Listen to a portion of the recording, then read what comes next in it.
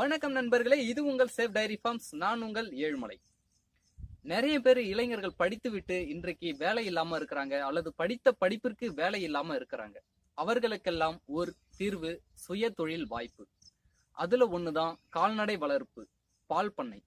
அந்த பால் பண்ணை தொடங்குவது எப்படின்னு நிறைய பேர் யோசிச்சிருப்பீங்க. நிறைய பேருக்கு ஆசை இருக்கும், யாருக்கிட்ட கைட்லைன் கேட்கலாம், யார் கைட் பண்ணுவாங்க அப்படின்னு உங்களுக்கு தோணும். சந்தேகங்கள் நிறைய இருக்கும். அதற்காக தான் இந்த வீடியோ. என்னால் முடிஞ்ச வரைக்கும் நான் எக்ஸ்பிளைன் பண்ணுறேன். புரிஞ்சுக்கங்க. சந்தேகம் இருந்தால் கமெண்ட்ல கேட்டுக்குங்க. ஒரு டைரி ஃபார்ம் நீங்கள் ஆரம்பிக்க போறீங்கன்னாக்க முதல் தேவை உங்கள் மனம். உங்களுடைய மனதில் பதியணும், நான் இந்த தொழில் தான் செய்வேன் அப்படின்னு உங்கள் மனதில் பதியணும். நீங்கள் முதல்ல நம்பணும், இந்த தொழில் செஞ்சால் நான் வெற்றி அடைவேன். நீங்கள் முதல்ல நம்பணும். அதனால முதல் மாற்றம் உங்களிடமிருந்து தான் தொடங்கணும். இரண்டாவது, நிலம் கண்டிப்பா வேணும். நிலம் குறைந்தது 50 சென்டாவது வேணும். 1 ஏக்கர் இருந்தாக்க 10 மாடு தாராளமா வளர்க்கலாம். 50 சென்ட் நிலமாவது குறைந்தது இருந்தால் மட்டுமே டைரி ஃபார்ம் தொடங்க முடியும். பால் பண்ணை உங்களால் தொடங்கி வெற்றிகரமாக நடத்த முடியும். என்கிட்ட நிலம் இல்லைங்க, ஆனா கால்நடைகள் வளர்க்க எனக்கு ஆசையா இருக்கு, ஆடு மாடு வளர்க்கணும்னு ஆசையா இருக்கு அப்படின்னு உங்களுக்கு தோணுச்சுன்னா, ஹைட்ரோபோனிக்ஸ் நியூ டெக்னாலஜி இப்போ வந்திருக்குது. ஹைட்ரோபோனிக்ஸ் மூலயமாக ஒரு 3 மாடு 4 மாடு வளர்க்கலாம். குறைஞ்சது ஒரு 4 சென்ட் இடமாவது வேணும் தாராளமா வச்சு வளர்க்கறதுக்கு. அதனால ஹைட்ரோபோனிக்ஸை நீங்க பின்பற்றலாம். நிலம் இல்லாதவர்கள். நிலம் இருப்பவர்கள் என்ன பண்ணணும்னாக்க, நீர் வசதி இருக்கணும். வருடம் முழுவதும் நீர் பாசன வசதி இருக்கக்கூடியதாக இருக்கணும். அப்படி இருந்தாக்க மட்டுமே நீங்க பால் பண்ணை தொழில் தொடங்கலாம். அப்படி நீர் வசதி இல்லைனாக்க தயவு செஞ்சு பால் பண்ணை தொழிலை தொடங்காதீங்க. அடுத்ததாக என்ன வேணும்னாக்க, ஒரு அதிகபட்சமாக நிலம் வைத்திருப்பவர்கள் ஒரு பரந்த மேய்ச்சல் பரப்பை உருவாக்கி கால்நடைகளை மேய விடலாம். கட்டி தீனி போடுறதை விட கால்நடைகளை மேய்ச்சல் மூலயமாக மேய விடுவதன் மூலம் நீங்க நல்ல லாபம் பெறலாம். உங்களுக்கு வேலை பளு கொஞ்சம் குறையும். அடுத்ததாக இரண்டாவது ஸ்டெப் என்னன்னாக்க, மாடு உண்பதற்கு பசுந்தீவனம். பசுந்தீவனம் கண்டிப்பா முக்கியம். நிலம் முதலில, அதுக்கப்புறம் பசுந்தீவனம். மாடு பிடிப்பதற்கு முன்னாடி பசுந்தீவன உற்பத்தி கண்டிப்பா இருக்கணும். ஏன்னா மாடு பிடிச்சிட்டு வந்ததுக்கு அப்புறம் நாம பசுந்தீவன உற்பத்தி தொடங்கலாம் அப்படின்னு நினைச்சீங்கன்னாக்க, மாடு நீங்க பால் கறக்கிற நேரத்துலதான் வாங்கிட்டு வருவீங்க. அந்த நேரத்துல உங்களுக்கு பசுந்தீவன உற்பத்தி இல்லைனாக்க மாடானது பால் உற்பத்தி குறையும். நீங்கள் நஷ்டம் அடைய கண்டிப்பா வாய்ப்பு இருக்கு. அதனால பசுந்தீவனம் கண்டிப்பா வளர்க்கணும். கோரக தீவன பொருட்கள்லாம் நிறைய இருக்கு. அதன் வளர்ப்பதன் மூலம் நீங்கள் தீவன உற்பத்தியை சரி பண்ணலாம். மூன்றாவதா என்ன வேணும்னு கேட்டீங்கன்னாக்க, ஒரு ஷெட் வேணும். மாட்டு கொட்டகை கண்டிப்பா இருக்கணும். மாட்டு கொட்டகையை கிழக்கு மேற்கா அமைக்கணும். ஏன் கிழக்கு மேற்கா அமைக்கிறோம்னு கேட்டாக்க, நம்ம தமிழகத்தை பொறுத்தவரையில் வடக்கு தெற்கு காற்று தான் அதிகமா போகும். அதனால வடக்கு தெற்கு காற்று உள்ள கொட்டகைக்குள்ள வர மாதிரி அமைக்கணும். அப்பனாக்க கிழக்கு மேற்கு நீள்வாக்கில் நாம கொட்டகையை அமைக்கணும். மழைக்காலங்களில் பார்த்தோம்னாக்க, மழைக்காலங்கள்ல கிழக்கு புறமாக இருந்தா, அதாவது வடகிழக்கு பருவமழை கிழக்கு புறமாக இருந்தா மழைச்சாரல்கள் வீசும். அதனால கிழக்கு புறம் தடுப்பு அமைச்சுக்கலாம். மேற்கு புறம் கோடை காலங்கள்ல இருந்து மேற்கு புறத்திலிருந்து மழை சாரல் அடிக்கும். கோடை காலத்துல மழை பெஞ்சா மேற்கு புறமும் தடுத்துக்கலாம். இதனால கொட்டகையை கிழக்கு மேற்கு நீள்வாக்குல அமைக்கணும். வடக்கு தெற்குல காற்றோட்ட வசதி போற மாதிரி செஞ்சுக்கணும்.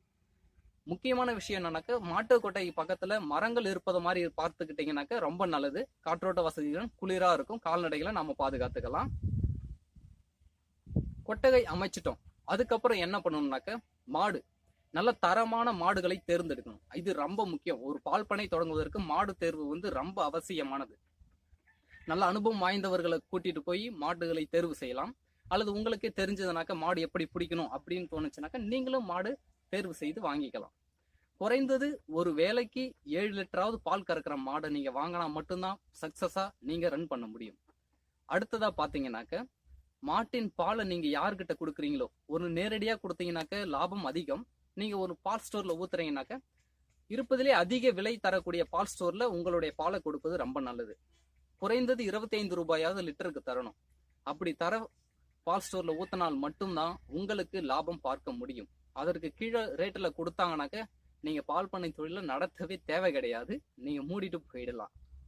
அடுத்ததா நீங்க என்ன தேவைன்னாக்க, ஒரு பால் பண்ணையில அடர் தீவனம். அடர் தீவனங்களை நீங்களா உற்பத்தியும் பண்ணிக்கலாம்.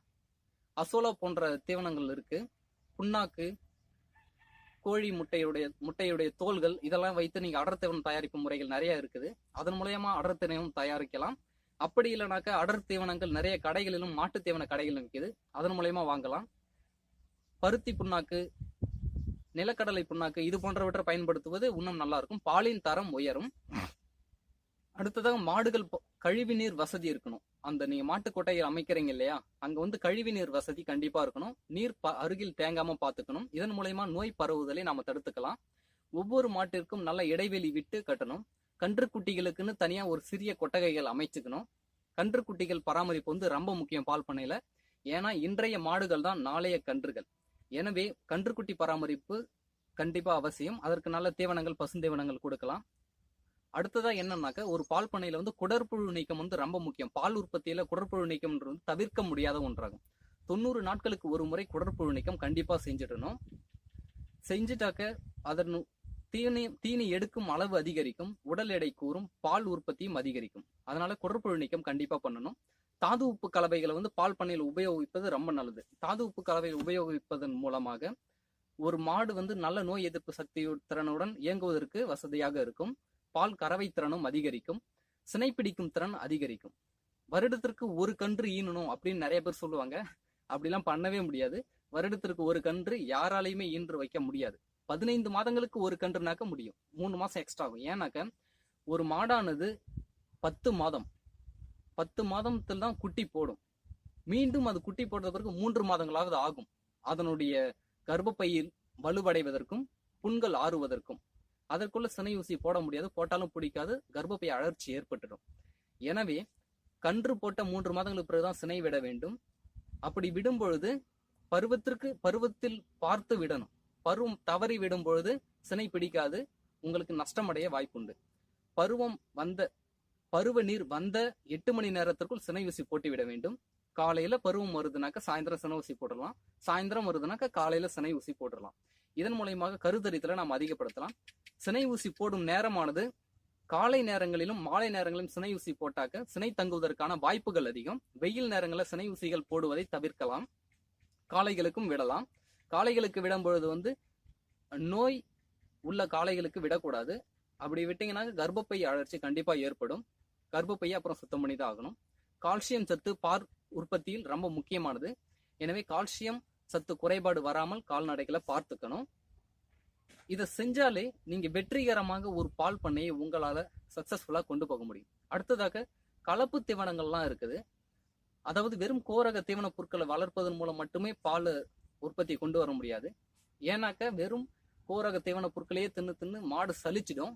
அதனால என்ன பண்ணலாம்னாக்க, கலப்பு பசுந்தீவனங்க அசோலா இருக்குது, அசோலாவை கலந்துக்கலாம். அகத்திக்கரை இருக்கு, வேலி மசால் இருக்கு, முசுக்கட்டை புல்லு இருக்குது, சோளப்பயிர்கள் இருக்கு, மக்கா சோள பயிர்கள் இருக்கு. இதெல்லாம் கலப்பு தீவனங்களா உபயோகித்துக்கலாம்.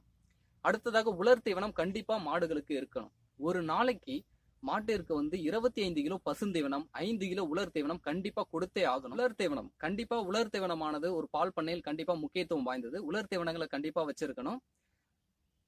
ஊறுகாய் புல் தயாரிக்கிறாங்க, அதில் சைலேஜ்னு சொல்லுவாங்க. ஊறுகாய் புல் தயாரிப்பு கோரக தீவன பொருட்களை வெட்டியும் அல்லது சோளப்பயிர்களை வெட்டியும் ஊறுகாய் புல் தயாரித்து பதப்படுத்தியும் கால்நடைகளுக்கு வழங்கலாம். இதுவும் நல்ல சத்தானதுதான். இவ்வாறு தீவன மேலாண்மை மற்றும் அடர் தீவன மேலாண்மை, சுற்றுப்புற சூழல் தூய்மையாக வைத்திருத்தல், இதன் மூலயமாக வெற்றிகரமாக ஒரு பால் பண்ணையை உங்களால் கொண்டு செல்ல முடியும். மேலும் உங்களுக்கு ஏதாவது சந்தேகம் இருந்தா கண்டிப்பா கமெண்ட்ல கேளுங்க. நான் வீடியோவாகவோ அல்லது பதிலாகவோ உங்களுக்கு கண்டிப்பா தருவோம். நீங்க பால் பண்ண தொழில் தொடங்க இருக்கிறீங்கனாக்க உங்களுக்கு என்னுடைய வாழ்த்துக்கள். வெற்றி அடைய. நன்றி.